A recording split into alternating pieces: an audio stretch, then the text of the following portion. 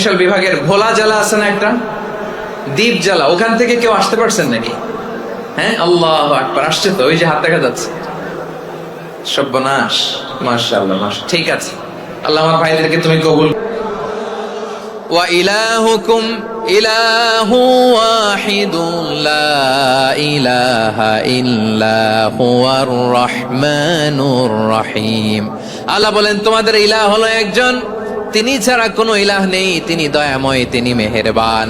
ইলাহ যদি একজন না হয়ে দুইজন হতো, ঝামেলা আছে না নাই? লাউ কানা ফীহিমা আলিহাতুন ইল্লাল্লাহু লাফাসাদাতা।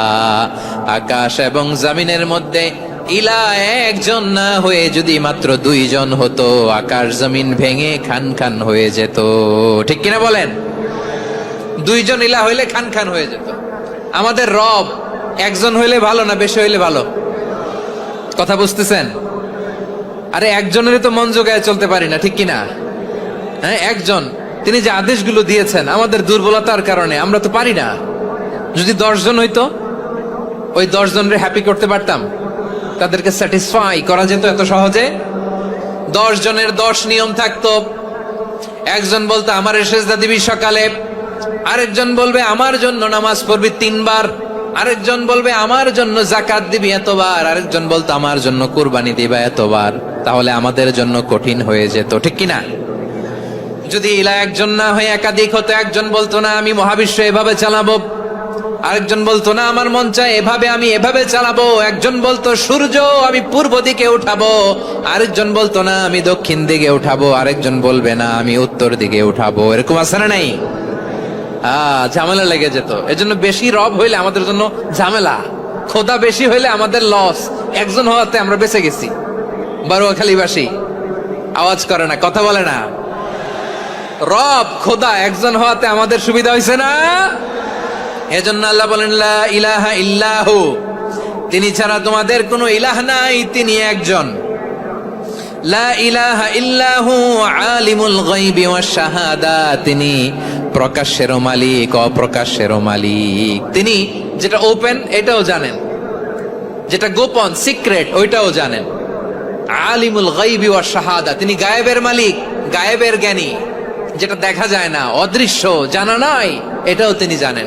এগুলো জানতে তার কোনো মাধ্যমের প্রয়োজন হয় না।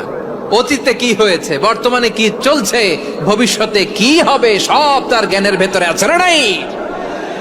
এজন্য আল্লাহ বললেন আলিমুল গায়বি ওয়াশ শাহাদা, তিনি গায়েবের জ্ঞান রাখেন, তিনি দৃশ্য জগতের জ্ঞান রাখেন, তিনি প্রকাশ্য জগতের জ্ঞান রাখেন, তিনি গোপন জগতের জ্ঞান রাখেন। তার কাছে কোনো কিছু গোপন নাই, ঠিক কিনা বলেন? হুয়ার রহমানুর রহিম, তিনি হলেন দয়াময়, তিনি হলেন মেহেরবান। এই যে শুরু হলো 14 নামের প্রথম দুইটা, আর রহমান আর রহিম। হুয়ার রহমানুর রহিম, তিনি হলেন the most gracious, the most merciful, তিনি দয়াময়, তিনি অতিশয় মেহেরবান। সুবহানাল্লাহ বলেন। তার দয়ার কোনো শেষ নাই, তার মায়ার কোনো শেষ নাই। আল্লাহ, তাহলে 14টা নামের মধ্যে কয়টা পাইলাম? একটা কি? আর রহমান। বারোয়াখালীবাসী বুঝে থাকলে আওয়াজ করে বলেন প্রথমটা কি? 2 নাম্বার আর রহিম। আওয়াজ করে বলেন 2 নাম্বার। আওয়াজ করে সবাই গলা ছেড়ে দিয়ে উত্তর দেন তো, প্রথম নামটা কি? দ্বিতীয় নামটা? আর রহিম। রহমান আল্লাহর one of the major names, আল্লাহর মৌলিক নামগুলোর মধ্যে গুরুত্বপূর্ণ একটা নাম হচ্ছে রহমান। গুরুত্বপূর্ণ নাম কি? রহমান, দয়ার সাগর, মায়ার সাগর। রহমানুন ফিদ দুনিয়া ওয়া রহিমুন ফিল আখিরা। এই দুনিয়ার জন্য আল্লাহ রহমান, দুনিয়াতে আল্লাহ সবাইরে দয়া করে, কাফিররেও করে, মুসলিমরেও করে। আর আখিরাতের জন্য তিনি রহিম, সেখানে কাফির মুশরিকদের জন্য আল্লাহর পক্ষ থেকে কোনো দয়া থাকবে না। চিল্লায় বলেন ঠিক কি না? এজন্য আল্লাহ বললেন আমার মৌলিক একটা নাম হলো রহমান। আল্লাহর পরে অন্য কোন নাম দিয়ে যদি তোমরা আমার নাম প্রকাশ করতে চাও, জপতে চাও, ডাকতে চাও, তোমরা রহমান নামে ডাকো। রব্বুল আলামিন ইরশাদ করেন কুলিদুল্লাহ أو ادعوا الرحمن أيما تدعوا فله الأسماء الحسنى আমাকে আল্লাহ নামে ডাকো কিংবা আমি আল্লাহকে রহমান নামে ডাকো, যে নামেই ডাকো না কেন আমার আছে অনেকগুলো সুন্দর সুন্দর নাম। যে নামেই ডাকো আমি শুনি, ডাকলেই আমি সাড়া দেই। সকালে ডাকলেও সাড়া দেই, দুপুরে ডাকলেও সাড়া দেই, মাঝরাতেও যদি আমরা বিপদে পড়ি ডাকলে আমাদের ডাকে সাড়া দেয় কে? সবাই বলুন তো, সাড়া দেয় কে? আবার বিশ্বনবী যখন মক্কায় দাওয়াত দিচ্ছিলেন তিনি মাঝে মাঝে আল্লাহর নাম বলছিলেন, মাঝে মাঝে তিনি রহমান নাম বলছিলেন। যখন তিনি বললেন ওয়াইদা কিলা লাহুমুসজুদু লিররহমানি ক্বালু ওয়ামার রহমান। বিশ্বনবী মক্কায় যখন মক্কার কাফিরদেরকে, কুরাইশদেরকে বলল তোমরা রহমানকে সেজদা দাও, রহমানের ইবাদত করো, রহমানের জন্য সেজদায় লুটিয়ে পড়ো, মক্কাবাসী বলে রহমান আবার কে? রহমান রে তো চিনি না। রহমানকে আল্লাহ চিনি, রহমান চিনি না। মক্কাবাসী কি বলে? কারে চিনে? আল্লাহরে চিনে। কারে চিনে না? রহমান কে তো চিনি না। রহমান আবার কোত্থেকে আসলো? কে Rahman? Who is this Rahman? যখন তারা বলে রহমান রে চিনি না, আল্লাহর গায়রতে আঘাত লেগেছে। আল্লাহ বলে রহমান রে চিনো না? না, তাদেরকে চিনানোর জন্য আল্লাহ ৭৮ আয়াত বিশিষ্ট আর রহমান নামে কোরআনে একটা সূরা নাজিল করেছেন। যখন মক্কার কুরাইশরা বলে আল্লাহ চিনি, রহমান চিনি না, আল্লাহ বলে রহমান রে চিনো না, তাহলে চিনে না ও রহমান নামে তিনি ৭৮ আয়াত বিশিষ্ট কালামুল্লাহ মাজিদে একটা গোটা সূরাই নাজিল করে দিয়েছেন। তিনি নাজিল করলেন আর রহমানু আল্লামাল কুরআনা খালাকাল ইনসানা আল্লামাহুল বায়ান।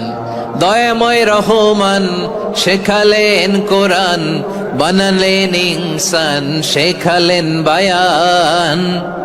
দয়াময় রহমান শেখালেন কোরআন, বানালেন ইনসান, শেখালেন বায়ান। দয়াময় রহমান শেখালেন কোরআন, বানালেন ইনসান, শেখালেন বায়ান। পড়েন আল্লাহু আকবার। আল্লাহ বলে রহমান কারে বলে চেনো না? শুনে নাও, ৭৮ আয়াত বিশিষ্ট গোটা একটা সূরাই নাজিল করে দিলাম, সূরাতু আর রহমান। আর রহমান তিনি দয়ালু, আল্লামাল কোরআন, তিনি মানুষকে কোরআন শিখিয়েছেন। খালাকাল ইনসান, মানুষ বানিয়েছেন। আল্লামাহুল বায়ান, মানুষকে কথা বলা, বর্ণনা করা শিখিয়েছেন। পড়েন সুবহানাল্লাহ। গোটা একটা সূরাই নাজিল করেছেন, সূরাতু আর রহমান। আমার বারোয়াখালীর ভাইয়েরা, তার নাম হচ্ছে আর রহমান আর রাহিম, মানে দয়াময়, মেহেরবান। তার দয়া যে কত বেশি আপনি কল্পনাও করতে পারবেন না, আপনি কল্পনাতেও আনতে পারবেন না তার দয়া কত বেশি। বিশ্বনবী সাল্লাল্লাহু আলাইহি ওয়াসাল্লাম ফরমান লাম্মা কাদাল্লাহুল খালকা কাতাবা ইনদাহু ফাওকা আরশিহি।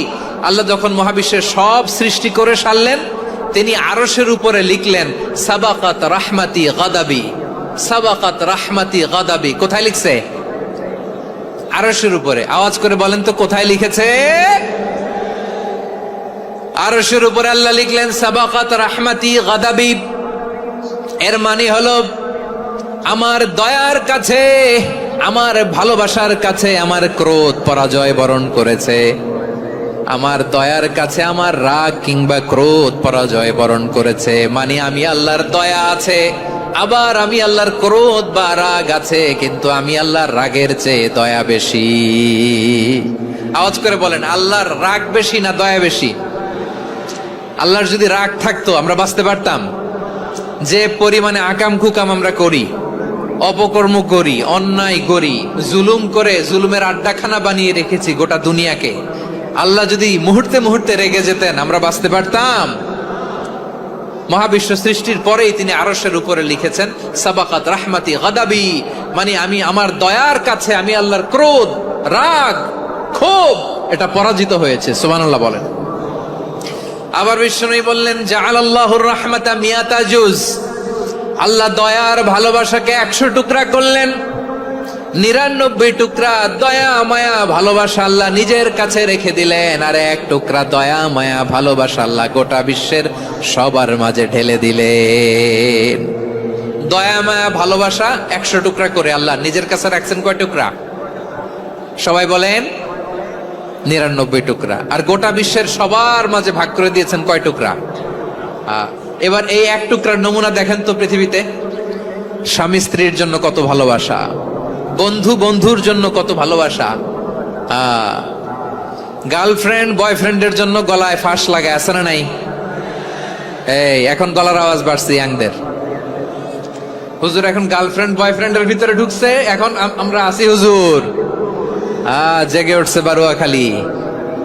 দেখেন এই তো কয়েকদিন আগেই তো, কত বছরের 12 না কত বছরের এক মেয়ে, কত বছর 11, ওই দেখেন সব মুখস্থ দুষ্টগুলার, আর কিছু মুখস্থ না থাকলে এগুলো মুখস্থ। 11 বছরের, তারে কি বলবো, তরুণীও তো না, কিশোরী। এই কিশোরী ভালোবাসার টানে বাপ মা থুইয়া চলে গেছে কোথায়? দেখেন ভালোবাসারে আল্লাহ 100 টুকরা করেছেন, 99 টুকরা ভালোবাসা আল্লাহ নিজের জন্য রেখেছেন, এক টুকরা আমাদের সবাইকে ভাগ করে দিয়েছেন। যত পাখি আছে পৃথিবীতে, যত মাছ আছে, যত প্রাণী আছে, যত মানুষ আছে, যত জিন আছে, আমরা সবাই মিলে পেয়েছি ভালোবাসার কয় টুকরা? আর আরশে আজিমের অধিপতি আল্লাহ, তিনি তার কাছে ভালোবাসা রেখে দিয়েছেন কয় টুকরা? তাহলে এবার আওয়াজ করে বলেন, আল্লাহর রাগ বেশি নাকি দয়া বেশি? আল্লাহ তুমি দয়ার সাগর, রহমানুর রহিম, তোমার দয়ায় পূর্ণ আমার সারা নিশিদিন। সবাই পড়েন, আল্লাহ তুমি দয়ার সাগর, রহমানুর রহিম, তোমার দয়ায় পূর্ণ আমার সারা নিশিদিন। আল্লাহু আকবার। আল্লাহ বলেন, রাহমাতি ওয়াসিআত কুল্লা শাই, গোটা বিশ্বের সব জায়গা আমি আল্লাহর রহমত বিস্তৃত, এমন কোন জায়গা নাই যেখানে আমি আল্লাহর রহমত নাই। ঠিক কিনা বলেন? এমন কোন জায়গা নাই আমি আল্লাহর রহমত নাই। আমি আল্লাহর রহমত ছাড়া গাছের একটা পাতা নড়ে না, আমি আল্লাহর দয়ার রহমত ছাড়া গাছের একটা পাতা পড়ে না, আমি আল্লাহর দয়ার রহমত ছাড়া আকাশ থেকে এক ফোঁটা বৃষ্টি ঝরে না। তিনি হলেন রহমান, তিনি হলেন রাহিম। ঠিক কিনা বলে? আল্লাহরে চিনতেছেন? আলোচনার বিষয় কি? আসুন আমাদের রবকে চিনি। তিনি হলেন আর রহমান, তিনি হলেন আর রাহিম। তার দয়ার কোনো শেষ নাই, তার মায়ার কোনো শেষ নাই। বনি ইসরাইলের এক লোক 500 বছর আল্লাহর ইবাদত করেছে। কয় বছর? কোথায় জানেন? সাগরের মাঝখানে এক পাহাড়, ওই পাহাড়ের উপরে বসে 500 বছর টানা আল্লাহর ইবাদত। দিনে আর রাতে একবার করে নিচে নামতেন। সেখানে আল্লাহ তাআলা পাথরের ভেতর থেকে তার জন্য মিঠা পানির ব্যবস্থা করে দিয়েছেন, আর একটা ডালিম গাছের ব্যবস্থা করে দিয়েছেন। সকালে নামলে একটা টসটসে ডালিম, রাতে নামলে টসটসে ডালিম। এগুলো খেয়ে খেয়ে 500 বছর সে আল্লাহর ইবাদত করেছে। আর সে আল্লাহর কাছে বলেছে, আল্লাহ আমি যখন মারা যাব সেজদারত অবস্থায় যেন মারা যাই। ঠিকই আল্লাহ সেজদারত অবস্থায় সাইয়েদনা আজরাইলকে পাঠিয়ে দিলেন। সেজদারত অবস্থায় লোকটা মারা গেল। 500 বছর ইবাদতের পরে আল্লাহর দরবারে কিয়ামতের কঠিন ময়দানে যখন লোকটা হাজির হয়ে যাবে, আল্লাহ বলবেন, আদখিলু আবদি আল জান্নাতা বিরহমাতি, আমার বান্দাকে আমার দয়া, আমার ভালোবাসা দিয়ে জান্নাতে ঢুকায়া দাও। 500 বছর ইবাদত করছে তো আমার দয়ায় আমার বান্দারে জান্নাত দাও। এই বান্দা বলে, বালবি আমালি, আল্লাহ তোমার দয়া লাগবে কেন? আমি আমার আমল দিয়ে জান্নাতে যেতে চাই। কি দিয়ে? কথা বুঝে নাই বোধহয়। আল্লাহর এই বান্দা কি দিয়ে জান্নাতে ঢুকতে চায়? আমল দিয়ে। আল্লাহ বলছে, আমার দয়ায় আমার বান্দারে জান্নাতে নিয়ে যাও ফেরেশতারা। এ বলে, আল্লাহ তোমার দয়া লাগবে কেন? সেজদা তো কম দেই নাই, জিকির করতে করতে 500 বছর শেষ করে দিলাম, আবার তোমার দয়া লাগবে? আমি তো আমার আমলেই জান্নাতে যেতে পারি। আল্লাহ বলবেন, তাই ঠিক আছে, আমি চাইলাম দয়া দিয়ে জান্নাত দিব, তুমি চাইলে আমল দিয়ে ঢুকবা, ঠিক আছে, তোমার আমল আর আমার যে দয়া দুইটার একটু মাপ দেই। তোমার 500 বছরের ইবাদত এক পাল্লায় রাখো। আর আল্লাহ বললেন, আমি যে দয়া করে এই দুনিয়ার নাজ নেয়ামত বিউটি সৌন্দর্য দেখার জন্য তোমার 2টা চোখ দিয়েছিলাম, 2টা নয়, একটা চোখ আরেক পাল্লায় রাখো। রাখা হবে, দেখা যাবে ওই 500 বছরের ইবাদত হালকা হয়েছে, আর মুহূর্তের মধ্যে আল্লাহর দেয়া একটা চোখের নেয়ামত ভারী হয়ে গিয়েছে। আল্লাহ বলবেন, তোমার কথা মতো মাপ দেয়া হলো, এবার ফলাফল দেখো, হিসাব বলে তুমি এখন জাহান্নামে যাবা। Go to the hell fire, যাও এবার জাহান্নামে যাও। মাপজুকে যখন আসছো আমার সাথে হিসাব ক্যালকুলেশন, যাও তুমি এবার জাহান্নামে যাবা।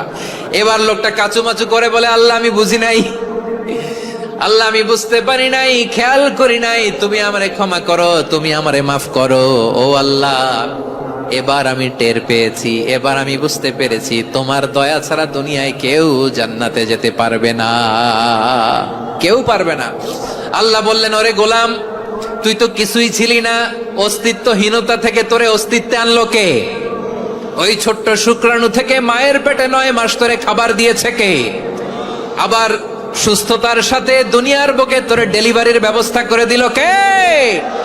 আবার তোর মায়ের বুকের ভেতরে 2টা খাবারের লাইনের ব্যবস্থা করে দিল কে?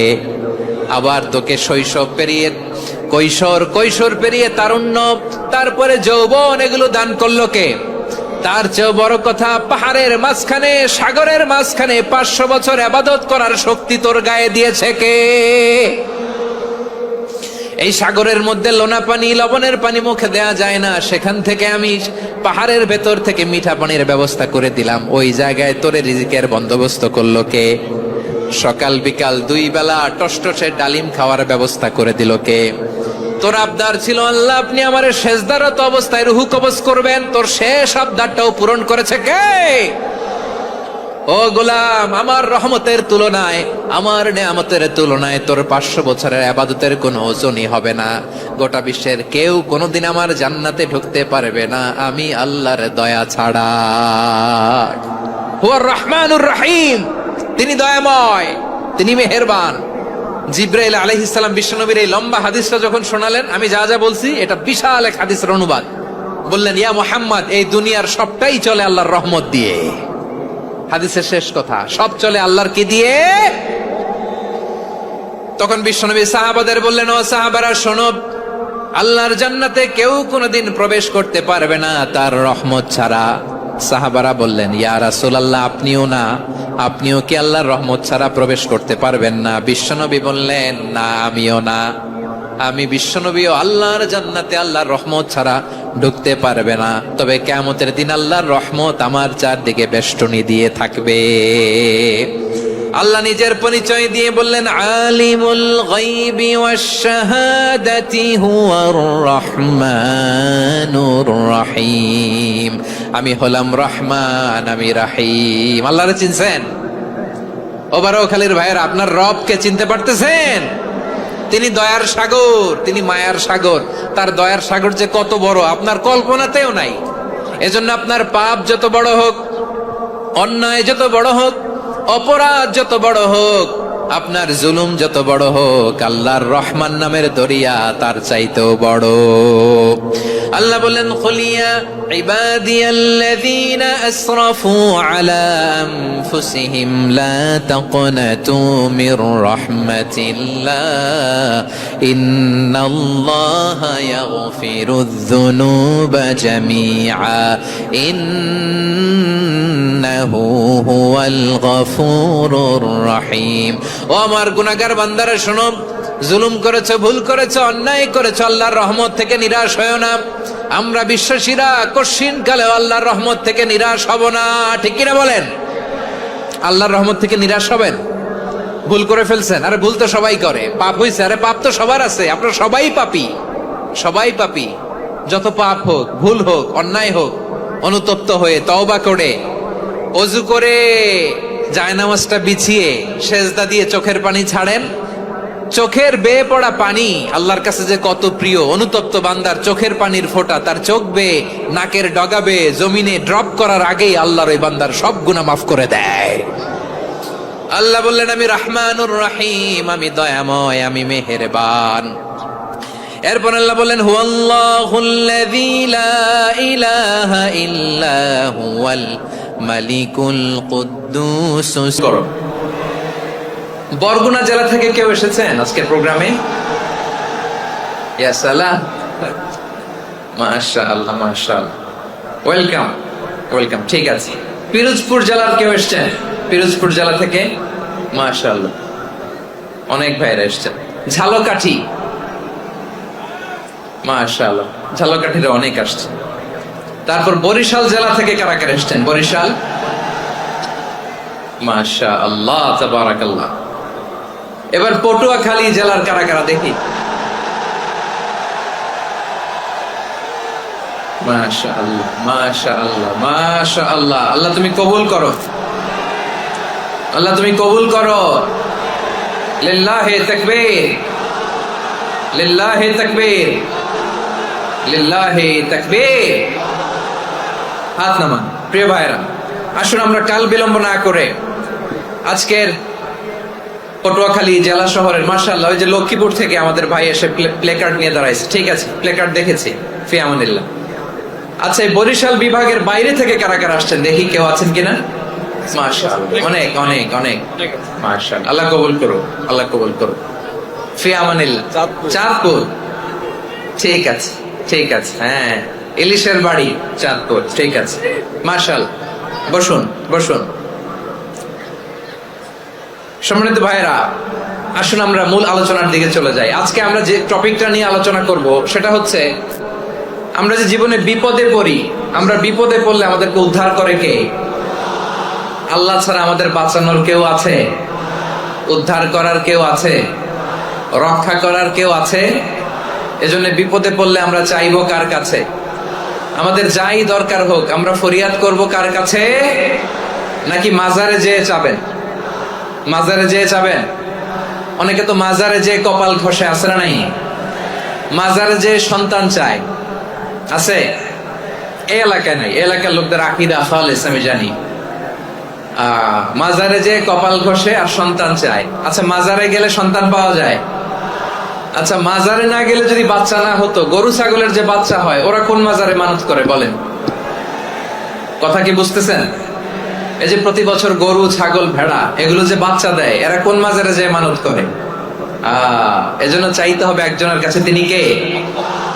আমার প্রিয় পটুয়াখালীবাসী, মাজার জিয়ারত করা সুন্নাহ। আমরা মাজার জিয়ারত করব, আল্লাহ ওয়ালাদের কবরে যাব, আমরা সেখানে যে সালাম দিব, দোয়া করব, নিজের জন্য করব, কবরে শুয়ে থাকা মাইয়েতের জন্য করব, পুরো মুসলিম উম্মার জন্য করব। কিন্তু কবরে যিনি শুয়ে আছে ওই বাবার কাছে সন্তান চাওয়া যাবে?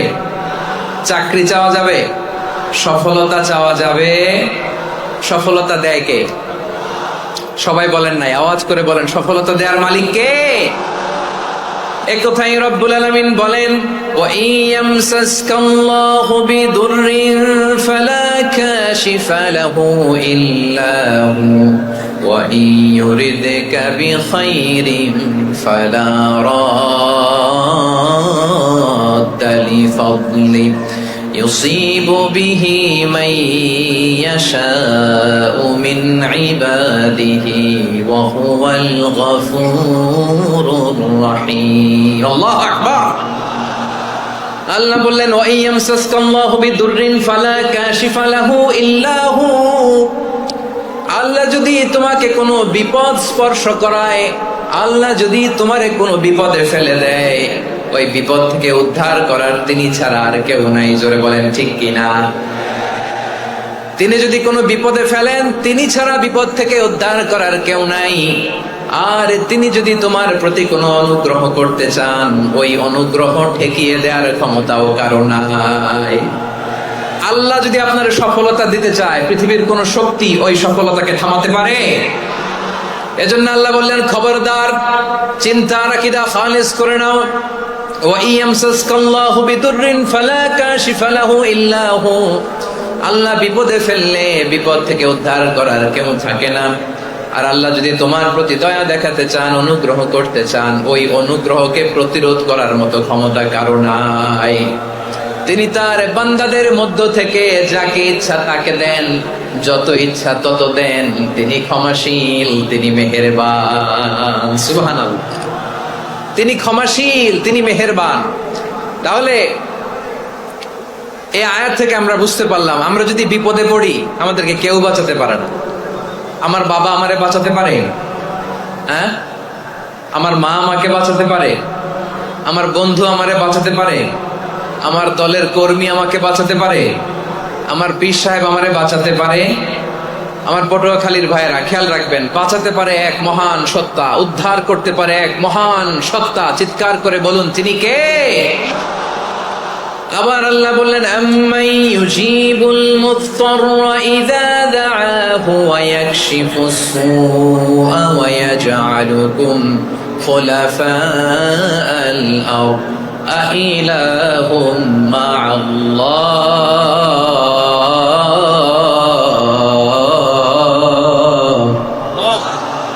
ক্বালিলাম মা তাযাক্কারুন। রব্বুল আলামিন বলেন, বিপদে পড়ে কাতর কণ্ঠে চিন্তাগ্রস্ত হয়ে যখন কেউ ফরিয়াদি হয়ে আল্লাহর ডাকে হাত তোলে, তখন এই ব্যক্তির ডাকে সাড়া দেয় কে? সবাই বলুন। কাতর কণ্ঠে বিপন্ন অবস্থায় আপনি যখন কেঁদে কেঁদে হাত তুলে আপনার দুঃখের কথা জানান, আপনি যখন ডাকেন তারে, তখন আপনার ডাকে সাড়া দেয় কে? আল্লাহ বলে, আমি সাড়া দেই। তোমাদের বিপদকে মুক্ত করে দেয় কে? ওই আল্লাহর সাথে কোন উপাস্য আছে নাকি? কিন্তু খুব অল্প সংখ্যক লোকই তোমরা উপদেশ গ্রহণ করো। কথাটা কার? তাহলে বিপন্ন মানবতা যখন কাঁদে, মানুষ যখন বিপদে পড়ে নিরুপায় হয়ে ফরিয়াদ করে, তার ডাক শোনার কেউ নাই একজন ছাড়া। চিল্লায় বলেন তো তিনি কে? এজন্য আমরা ফরিয়াদের হাত কার দিকে তুলবো? প্রিয় পটুয়াখালী বলেন, ফরিয়াদের দুটো হাত আমরা কার দিকে তুলবো? এবং খেয়াল রাখতে হবে, মাথার সাথে সেট করে নিতে হবে, আল্লাহ ছাড়া আমাকে উদ্ধার করার কেউ নাই। এই পৃথিবীতে কেউ আপন না। প্রিয় ভাইরা, বিপদে বললে বোঝা যায় কেউ আপন না। আপন শুধু একজন মহান সত্তা, তিনি কে? এটা কি আপনারা খেয়াল রাখতে পারবেন? হ্যাঁ, বিপদে আপদে কেউ আমাদের বাঁচাতে পারে না, তরাতে পারে না, মুক্তি দিতে পারে না, উদ্ধার করতে পারে না, একমাত্র আমার প্রভু ছাড়া, আল্লাহ ছাড়া। চিল্লায় বলেন ঠিক কিনা? এবং প্রিয় পটুয়াখালীর ভাইয়েরা, মাথার সাথে এটা সেট করে নিতে হবে যে আমাদের পুরো জীবনটাই পরীক্ষা। পুরো জীবনটাই কি? The life is a test. পুরো জীবনটাই পরীক্ষা। এই জীবনে বিপদ আসবে, আপদ আসবে, পরীক্ষা আসবে, সবার জীবনে এটা থাকে। এক একজনের পরীক্ষা এক এক রকম। আমার পরীক্ষা একরকম, মাসুদ ভাইয়ের পরীক্ষা একরকম, চৌধুরী সাহেবের পরীক্ষা একরকম, আপনার পরীক্ষা একরকম, ওনার পরীক্ষা আবার আরেক রকম। পুরো পৃথিবীটাই পরীক্ষা ক্ষেত্র, সবাই পরীক্ষা দিচ্ছি, কিন্তু কারো পরীক্ষার প্রশ্নের সাথে কারোটার মিল নাই। সুবহানাল্লাহ পড়বেন না? পুরোটাই পরীক্ষা ক্ষেত্র, সবাই পরীক্ষার্থী, কিন্তু প্রশ্নপত্র একটার সাথে আরেকটা মিলে না। One doesn't match the other. একজনেরটার সাথে আরেকজনেরটা মিলে না। কাউকে আল্লাহ তাআলা ধনী বানিয়ে পরীক্ষা করেন। কি বানিয়ে? কথা কি বুঝতেছেন নাকি কষ্ট হচ্ছে? কষ্ট হচ্ছে আপনাদের? কাউকে আল্লাহ ধনী বানিয়ে পরীক্ষা করেন, আবার কাউকে আল্লাহ তাআলা গরিব বানিয়ে পরীক্ষা করেন, কাউকে আল্লাহ অসুস্থ বানিয়ে পরীক্ষা করেন। কেউ দেখবেন যে দুরারোগ্য ব্যাধিতে আক্রান্ত, ডাক্তার বলেছে আর সময় নাই, দুরারোগ্য ব্যাধি, ক্যান্সার, যার নেই কোনো অ্যান্সার, তার জন্য পরীক্ষা হচ্ছে এই রোগ। আরেক লোক দেখবেন তার আবার রোগ বালাই নাই, মাশাআল্লাহ, তাকে আল্লাহ তাআলা আর্থিক দৈন্যতা, দারিদ্রতা দিয়ে পরীক্ষা করছেন। এরকম আছে না নাই? টাকা পয়সা নাই, দিন আনে দিন খায়, যা আছে তাতে চলে না, এটা তার জন্য পরীক্ষা। আবার আরেক শ্রেণীর লোক দেখবেন তাকে আল্লাহ অসুস্থতাও দেয় নাই, দারিদ্রতাও দেয় নাই, তার দাম্পত্য জীবনের সমস্যা আছে না নাই? স্ত্রী কথা শোনে না, অথবা ছেলে মেয়ে কথা শোনে না। তাহলে পরীক্ষা সবার জীবনে আছে, এক একজনের পরীক্ষাটা এক এক রকম। আল্লাহ তাআলা দেখতে চায় যে এই পরীক্ষার সময় আমরা কিরকম রেসপন্স করি। How to deal with the test, কিভাবে এই বিপদ আপদ পরীক্ষাগুলোকে আমরা হ্যান্ডেল করব, ডিল করব, এটা হচ্ছে আজকের আলোচনার বিষয়। বুঝতে পেরেছেন সবাই আমার প্রিয় ভাইরা? তাহলে পরীক্ষাময় আমাদের জীবন, বিপদ আপদ পরীক্ষা, এটা মানুষের পিছু ছাড়ে না। সবার জীবনে পরীক্ষা আছে।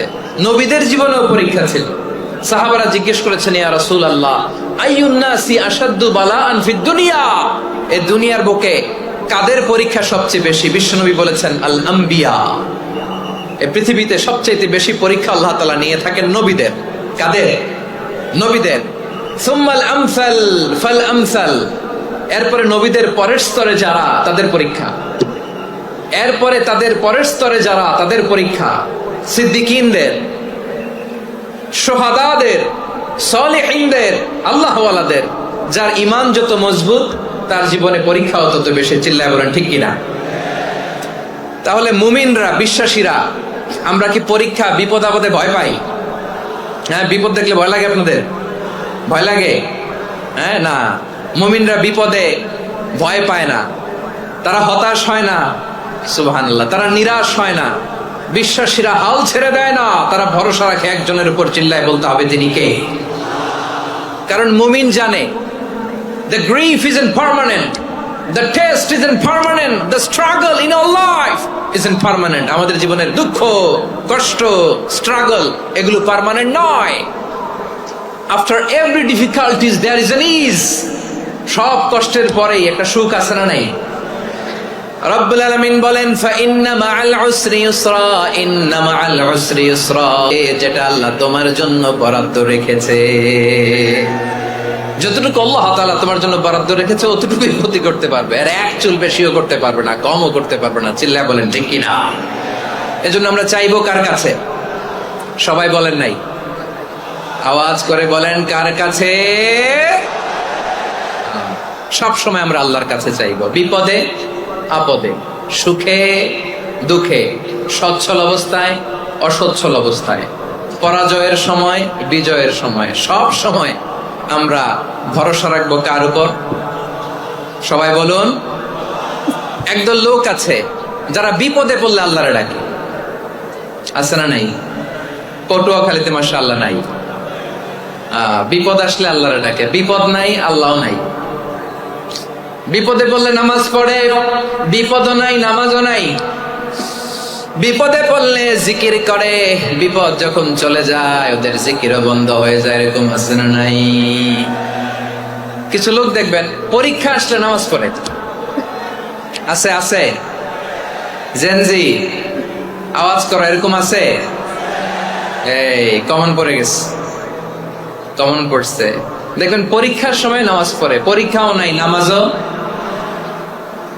আছে। এরকম কিছু লোক আছে অসুস্থ হলে আল্লাহরে বড্ড ভালোবাসে, আল্লাহরে খুব ডাকে। অসুস্থ হইলে অসুস্থতাও নাই, আল্লাহ স্মরণও নাই। দেখবেন কিছু লোক নির্বাচন আসলে খুব আল্লাহ আল্লাহ হয়ে যায়, তখন দেখবেন মাথার মধ্যে হেজাব লাগায়, পাঞ্জাবি লাগায়, আল্লাহ আল্লাহ হয়ে যায়। নির্বাচনও নাই, এরপরে আল্লাহর কথাও নাই। আছে না নাই? না, এরকম হওয়া যাবে না। সব সময় আমরা আল্লাহরে ডাকবো, বিপদে আপদে সব সময় ভরসা রাখবো আমরা একজনের উপর। আওয়াজ করে বলেন তিনি কে? এ কথায় আল্লাহ তাআলা আমাদের চোখে আঙ্গুল দিয়ে জানিয়ে দিলেন ফাইদা রাকিবু ফিল ফুলকি দা'আবুল্লাহ মুখলিসিনা লাহুদ্দিন ফালাম্মা নাজ্জাহুম ইলাল বাররি ইযা হুম ইউশরিকুন। আল্লাহ বলে একদল লোক আছে, তারা যখন নৌযানে চড়ে, জলযানে চড়ে, সাগরের মধ্যে যখন জাহাজে চড়ে, লঞ্চে চড়ে, তারা যখন তুফানের সম্মুখীন হয় তখন তারা আল্লাহরে বড্ড বেশি ডাকে, একান্ত ভাবে ডাকে, বিশুদ্ধ চিত্তে ডাকে। আবার তুফান থেকে তাদেরকে সেফ জোনে নিয়ে, নিরাপদ জোনে নিয়ে যখন বন্দরে আমি আল্লাহ তাদেরকে ভিড়িয়ে দেই, ওই লোকগুলো আবার আমি আল্লাহর সাথে শিরিক করে। এরকম আছে না নাই? জাহাজে উঠছে, সাগরের মাঝখানে তুফান, ওই সময় দেখবেন আল্লাহ কারে কয়। এই কথা তো আপনাদেরকে বোঝানো সহজ, আপনারা তো নদীর দেশের মানুষ। লঞ্চে চড়েন নাই কারা কারা? দেখি, লঞ্চে চড়ছেন? হ্যাঁ, লঞ্চে চড়ে নাই এরকম একজনও নাই এখানে। আচ্ছা, লঞ্চে উঠছেন কে কে? দেখি। মাশাআল্লাহ মাশাআল্লাহ মাশাআল্লাহ, ঠিক আছে, আপনাদের বোঝানো সহজ। আচ্ছা, লঞ্চে উঠে তুফানের সম্মুখীন হয়েছেন, জলোচ্ছ্বাস, সবাই? মাশাআল্লাহ। তো এই ওয়াজ তো আপনাদের মুখস্থ, ঠিক কিনা বলেন? আমার বলার দরকার নাই, বলেন। মাঝ নদী, তুফান, জলোচ্ছ্বাস, জলের মধ্যে উচ্ছ্বাস, ঢেউ, টর্নেডো, সাইক্লোন, মেঘের ঘনঘটা, পরিবেশ ঘুটঘুটে অন্ধকার, লঞ্চ একবার এদিকে আরেকবার ওইদিকে, ভিতরে কি অবস্থা হয় বলেন তো? হ্যাঁ, তখন মুসলিম আল্লাহর ডাকে, হিন্দু আল্লাহর ডাকে, ঠিক কিনা বলেন? আস্তিক আল্লাহর ডাকে, নাস্তিক আল্লাহর ডাকে, ঠিক কি না?